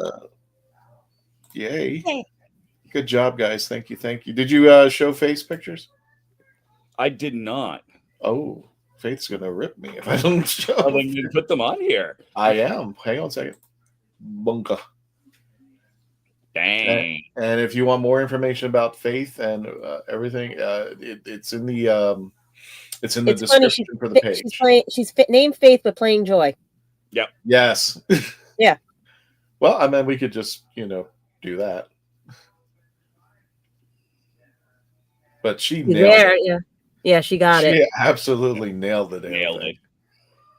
Especially that. Especially that one, yeah. No, that one right there. And there she is. Of course, she's got wonderful, our very own 13. And happy birthday. I think she's 90 something now.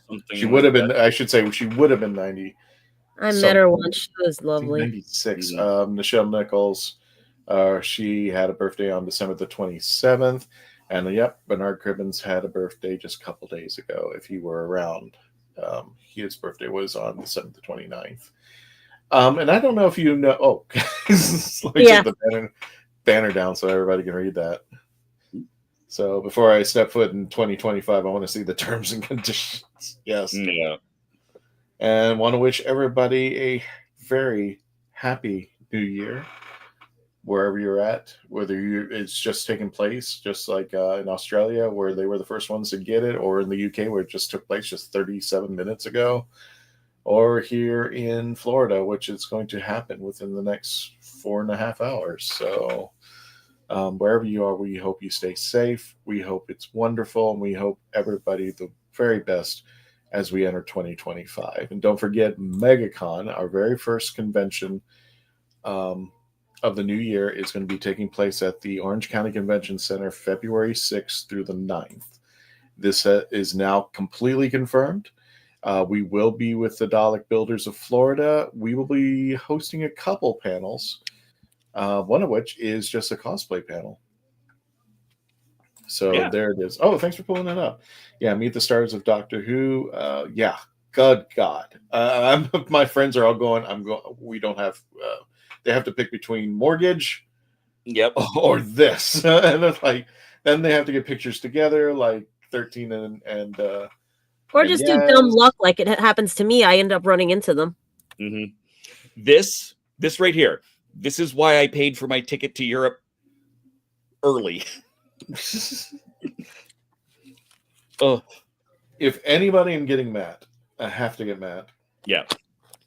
He's the only doctor I haven't taken a picture with in succession.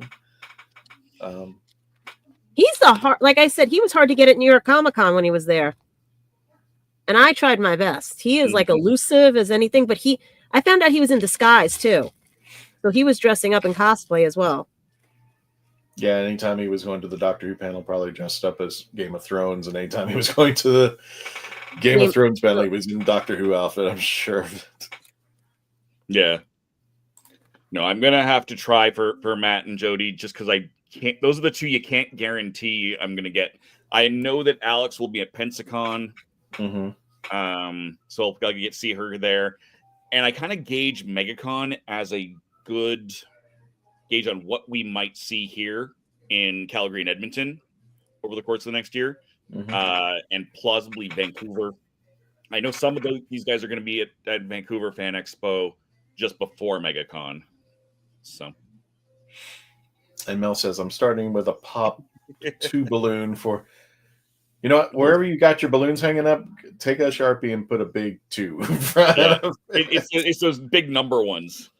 Yeah, that's what I'm saying. Wherever it is, just get a Sharpie, put a 2 right there. Yeah.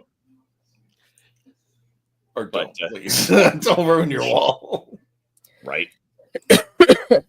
So yeah, that's kind of where we're sitting. Thank you guys. Thank you, Christian, for popping in and for everything you do for the show and for running the show and letting me do. And also shout out to our new members. Yes, shout out to all of our new members, our old members, our friends, our families, and anyone who's ever watched us, no matter where you're doing that. We are very grateful to be part of your family, to be in your homes or your phones or whatever it is we're at. Don't do that. I don't know why I went there. My nightmares. Don't do that. Yeah. Oh, okay. I hate that damn alien. Other than wishing everyone a happy new year, do you have anything else you wanted to? Christian, what do you want to say before we go? Well, I just want to elaborate. Well, you guys were thanking me for putting all this show together. I'm like, I thank you guys. Gadget, Dave, both Marks, James. I'm trying to do this from memory. God, please, if I'm missing somebody, please. So, James, Nick. We got Gretchen now. Other Dave. Yep. And we have a new cast that's going to be joining us in the new year, and we're really excited. You will actually meet one of them, I'm hoping, on at MegaCon. She actually lives in the area. She has a wonderful TikTok, and she actually makes her own cosplay. So we have a panel for cosplay. We're going to split it in half, or at least this time. Instead of just being a whole cosplay panel, what we're going to do is just have a little brief talk about cosplay, possibly letting people talk about their cosplay and why they chose it. And when about halfway through, we're hoping the Dalek builders will be there as well. But, excuse me, we're going to have a panel where everybody can get together and take pictures with each other. Because I've been trying that for conventions for a while. It's just like, why don't we just have a moment where Doctor Who cosplayers get together and take pictures, and we can have the Dalek builders, or we can take pictures for them, or they're going to have pictures of the Traveling TARDIS. That's why I keep researching for New York Comic Con to see if we can get a room, because then you guys can broadcast from there. You guys can have a stand set up in the room for all the selfies and everything with the TARDIS in the background, stuff like that. Because that would be a cool concept that you have there. It's a cool one. I would love that. Faith. Why am I on Faith, who makes the Faith, who you just saw up there, who makes also Faith is her own, Michelle for us. Yes. Michelle Hamilton, who recently joined with us, of course, the great Simon Fisher Becker. We hope he has a speedy recovery. He had a little bit of an incident during the holidays, and we hope he's doing a little bit better. What? I'm not drinking anything, Tom. Speaking of which, Tom, definitely, Sean. What's this podcast again? Spill the Geek Tea. No, Sean. Oh, Sean. Our philosophy is. Our philosophy is, Yeah. check him out over there. And of course, our sister podcast has just recently joined us, Tom's Spill the Geek Tea. You can check out on the YouTube channel, subscribe. I'm just trying to run through Jessica. Yeah, don't forget her. No, don't forget her. I pulled up the names. That's it's like God. I have an excuse why I'm out of it. You. I've been busy. Trust me. I just got off work to do something else, and that kept me. Yeah, I gotta go take care of the parents. Mark Muncie with Erie, Florida, and I want to introduce, or at least I'm going to go ahead and give you the names tonight of the two new panelists who are going to be joining us here at the Legend of the Traveling TARDIS. Gretchen Michaels is the person that I am speaking of, who does cosplay. You can check out her TikTok. I'll try to see if I can pull up the information. And a man I'm already ready to talk with her. and a man who's already familiar with conventions and being on a podcast himself, Zion Kuros, will be joining us. So I think they're both going to be starting in February. So we're going to be recovering from the month. And what we're projecting right now is we have an interview coming up this month. So we're really excited to be interviewing this person. And this month, Dewey. This month, Dewey. If you're in the UK, if you're in Australia and UK, it's this month. Are we having this interview in the next couple of hours? We should. Are we stuck in the time hotel? Are we yes. Traveling through? Yes, bring me my latte. But yeah, when January we have an interview coming up, we're going to give you more information about that. We're also going to be reviewing 2 of the Big Finish. Hopefully, I know you guys have been yelling at me. We're going to go back to reviewing classic New Who, starting with Love and Monsters. I know everybody was jumping on me when we decided to go off that, but we're going into the holidays, so we're going to start with Love and Monsters and be reviewing all the new classic Who. And we're going to dive more into Big Finish because that place has just gotten completely bonkers, as well as reviewing season 2 of Ncuti Gatwa's run on Disney+. So we got a lot of stuff coming up in the new year. We're really excited. And the spin-offs and everything else. Yeah. And the spin-offs and the. So we ain't going anywhere, right, Christian? We ain't going We're gonna wait, right? We gotta get the coffee pots, everything. Exactly. We're gonna be what, like, okay. Oh, we already leaving? Okay. Everyone's like, okay, good night, Rose. What? No. Wait, we haven't left yet. But it's getting to be about that time. Dave, give me 1 second. I'll be right back. Hang on 1 second. Sorry. 1. Nano. 2. We're past Nano. 1. Hashtag damn it, Christian. But no, it's been wonderful to have you guys. I would be hanging up the show, but Christian wants me to wait for him to come back.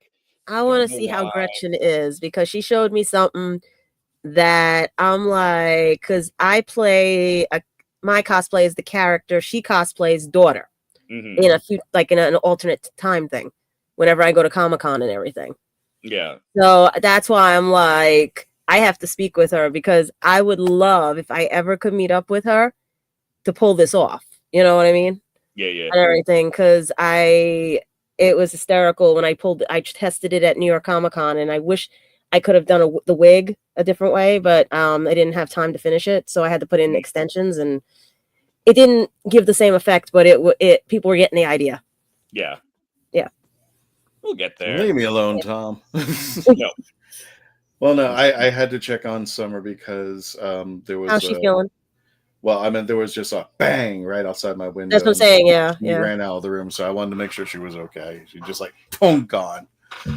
It's like, that's what I got to get when I get next door for Ari. She's babysitting the parents right now because they are under the weather also, and yeah, with the fireworks when they start here, it's gonna be I got to grab her. Mm-hmm. Yeah. I know. And Mom's not good with the noise either. We kind of adopted a street cat now, or we're calling her Biscuits. And this is. He was sent to you, and you're welcome. She or he? Because that one was sent to you. She. Yeah, it was sent to you, and someone says hi. we've been joking around that we have some kind of pet portal in the front of our house. I don't know if I've ever told you the story, but one of our dogs. The story. Oh, whatever. I'm the only one who can pull that card. So anyway, Chrissy and I went for a drive. We went out for dinner one night, and we just went out, came back home. This is Labor Day. That's how I remember this. We came back home, and there was a dog standing in our front doorway, like, are you going to open the door or what? Like, what? It's like, and Chrissy and I went out and tried to see if the owner was around, because this was a dog that he looked like he was taken care of very well. And he didn't have a chip. He didn't have a collar. He was just standing in our doorway. Like he naturally owned the place. Like he knew he was going to go into the house. So surely enough, we brought him in and we went in up and down neighborhoods. We were calling people and, nobody claimed him. We waited for the time to expire and then we adopted him and he became our Sprinkles. But it's not the first time an animal has shown up in our house. And what did I tell you about Sprinkles? That was sent to you too.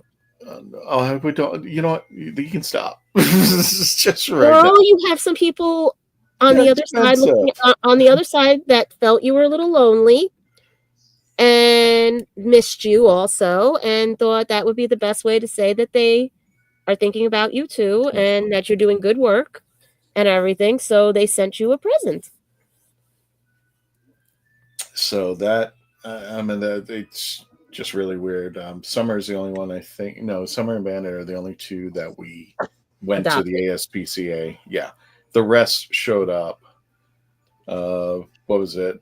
Beaker, who's been our longest running animal right now. He's going on his 22nd year, and he literally, as my wife was about to walk out, go into her car to go get something, he ran into the house when she opened the door. 22-year-old cat that can run. I love that. No. I mean, when he was a baby, when we first got him, he was a baby and he just ran into the house. Like he owned the place. And we didn't know what to do. Next thing you know, we're adopting him and he's been around for he's going on his 22nd year. That's his home. That's like, I'm done. I'm home. He's showing his age, but I'm just like, he lives to fight another year. So hopefully he makes it into 2025. I hope a lot of people make it to 2025. Yeah. All right. Dave, what's your New Year's resolution? What do you got planned? My New Year's resolution is to not make any New Year's resolutions. Good job. And now that means I've already failed my New Year's resolution. And I can move on. I'm letting the universe take it. I'm not confused. I've made my resolution. It has not come true. I can just move on with a clear slate now. That's why I said, let the universe take it. Whatever happens, happens. I did the most important thing. I was like, do I make an appointment for this and everything? And I'm like, oh, wait, I got to change it because of my job's got. I'm like, screw my job. My health's more important. I'm doing that. So that's my new motto. Yeah. I come first this time. No worries. And you, Christian, what about you? Try to keep this ship from breaking up. Christian, we're not going anywhere. We've got no. We got, No. It's not that. It's not the team that's a trouble. I love our team. I love the new people who are coming in. I'm just like, if you knew the behind the scenes and what we're trying to do here and what we're trying to move forward, it's. Oh, I know. Like, yeah, I understand the politics of it. Yeah. I mean, I feel bad because I wanted to go to one convention. I wanted to go to Central Florida Comic-Con, and just timing and things ran out. So we're not going in January, or at least Ben hasn't gotten back to me about what's going on. But so here's what we do. We put a plea out to them right now. If any of you cons are listening, you have the biggest Whovians out by there and everything. Just grab us. We're cheap. We don't care. You can put all of us in one room, Not easy. We're cheap and we're not easy. Okay. We don't take much space up. Okay, you can put us in a corner, whatever. As long as we get out there, It's on a 10 by 10 in the room. Grab us. We're cheap, and you can shove us into one room. We're a Civil War chess set. Yeah. What the hell? Like, it won't cost, like, you know. I mean, your con would be big after you seeing us, because a lot of people end up getting very good reviews after seeing us, you know, and things like that. Well, I'll say this nicely. We are close to getting a confirmation. We're just working out the logistics. But for people who said, you need to go out of state, we are planning to possibly this December. That's all I'm going to say for right now until things start putting together. We're doing a convention in the next couple of hours out of state. I hate you. I hate you with a passion. No, you don't. No, I don't.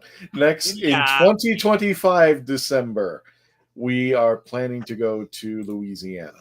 That's all I'm going to say for it right now. So Universe said no hurricanes, and no floods, and no rain. Well, it's December, so none of that should be, maybe just a bit of rain, but no hurricanes, I hope. But yeah, we are talking about moving about. MegaCon's confirmed. We're just waiting for Space Coast to tell us. Are we definitely talking to Ancient City again? I don't foresee why we wouldn't be back at Ancient City. I'm hoping we did Max a justice for his convention. I think he was happy with us. He definitely loved DALEKHAL because he got tons of good reviews. Oh yeah, I would love to go back there. I don't want to overpromise something I haven't locked in or just haven't done, because anything can happen. It was like Phantasmagoria. They were supposed to be on the show in October, and then the hurricanes came and they pushed them back. So, like I said, I don't want to promise anything that I haven't gotten in writing, and that's or something in a text. I want to make sure that when we tell people we're going somewhere, we are definitely going somewhere, and there should not be any issues. So, there you go. I'm checking out the prices of our of the people at MegaCon. There's no way. I'm still. You thought one or two New York people. Comic-Con is just as bad trying to get pictures. I know, but I'm like, people, how? I honestly think, if I'm not mistaken, I don't think we've had that many Who celebrities at MegaCon. I think maybe the highest number was 4. And what they were trying to do was like a pond reunion, and it all fell through. I just remember one year. Oh, that one, yeah. Yeah, it all fell through. It was all 4 celebrities left. And it was like, dang, there was nothing. And I think one year they were supposed to have Eccleston, and the Thursday morning of that MegaCon, the Thursday morning, Eccleston sends a message saying, sorry, I can't come. I'm like, well, that was like Billy Piper. She was supposed to be at New York Comic-Con. Mm-hmm. Everyone was waiting for her, and she canceled last minute. We don't know if it was something with the negotiations or anything, but people were pissed, and they had spent all that money. Everybody had like everything like set up, and now they didn't know what the hell was going to happen, if she was going to come later or not, or if she was going to run late. But Dave, I'm thinking we need to do something like a convention panel before MegaCon starts up. I think we need to do one for 2025 just to remind people.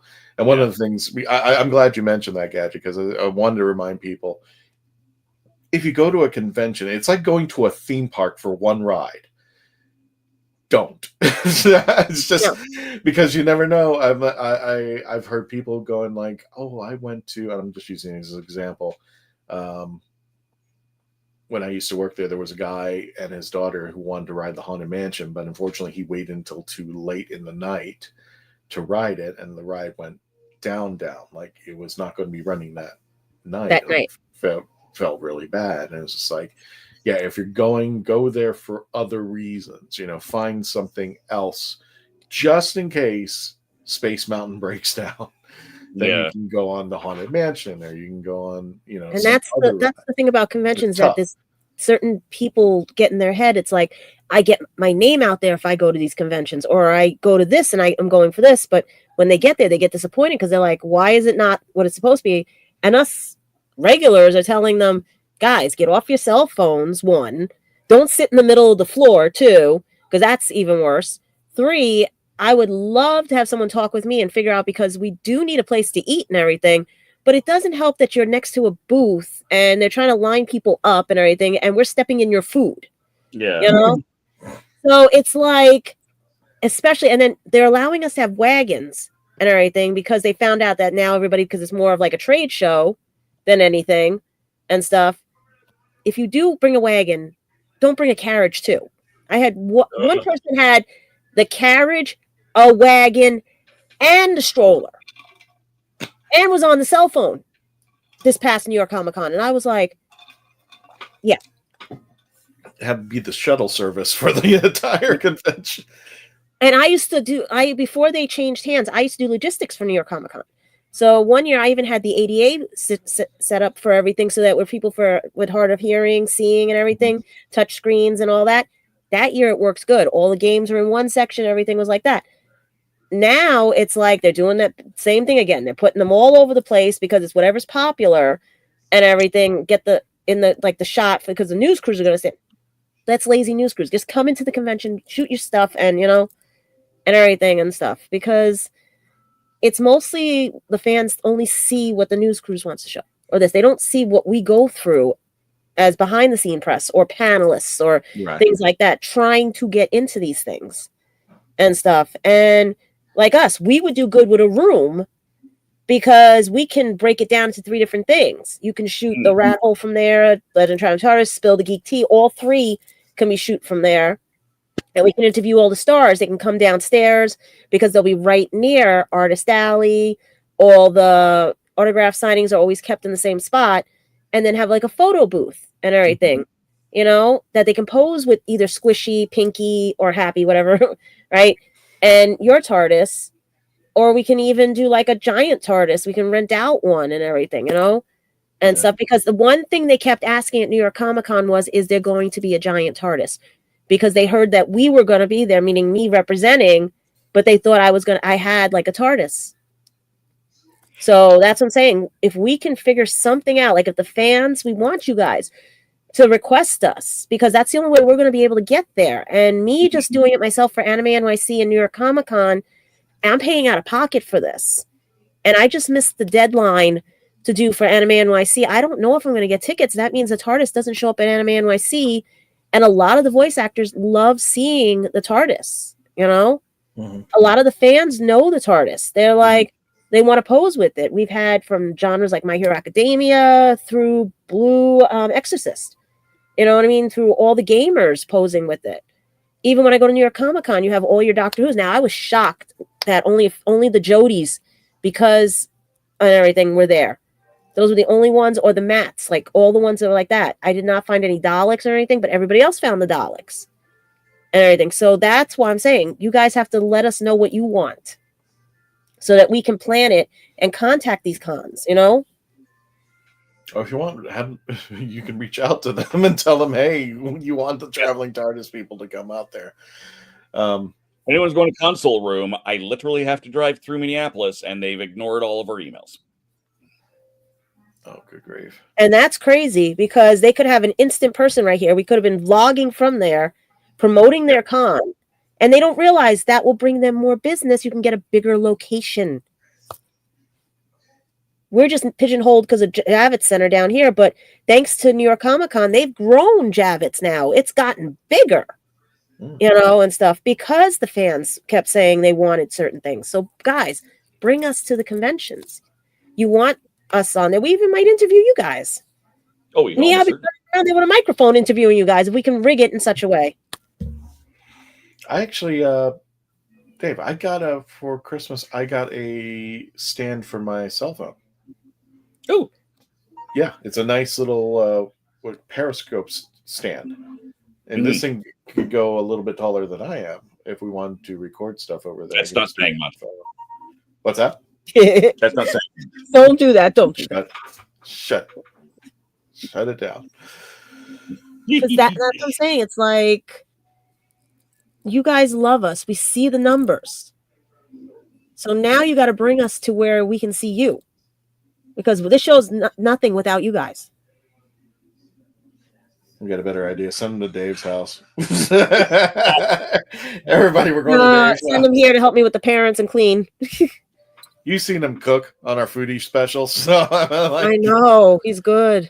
Can you make enough for about 2,000 people? Good God. Yeah. Oh, I know. It's just craziness. Crazy.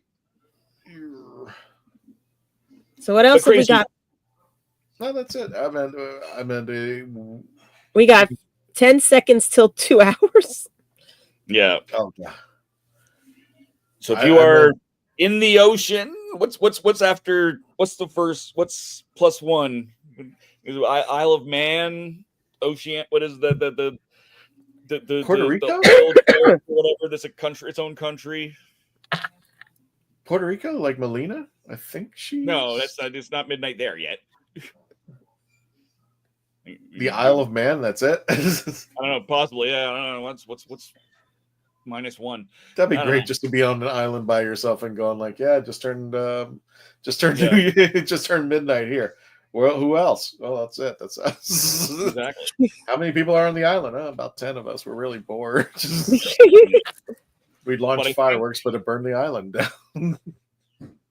I think we can probably call it a wrap. Yeah. Mhm. Thank you. Thanks, Christian, for popping on when you did. No, I appreciate that. Yeah. David, thank Adam, you. I am loving the fact that everyone stayed on with us this long. Yeah, as we just kind of go off on our own little tangents. Yeah. Greatly appreciated. No, we're not doing a chicken wrap. Although now I'm also very hungry and I need to figure out. Guys, no mention food, please. All right. Well, because Christian's here and Christian likes us to do it. We'll say goodbye to Rose. Ready? Where is she? There she fine, is. There she is. I'm There's fine, Rose. Everyone say goodbye, Rose. Bye, Rose. Good night, Rose. And then Tony can take it away.